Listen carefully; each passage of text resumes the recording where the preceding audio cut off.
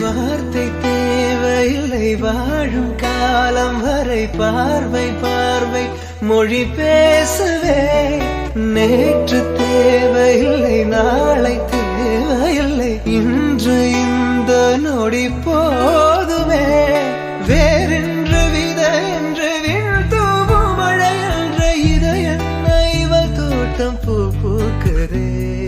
வாலின்றி போரின்றி வலிக்கின்ற யுத்தம் என்று இதயன்ன இவனுக்குள் என வெல்லுதே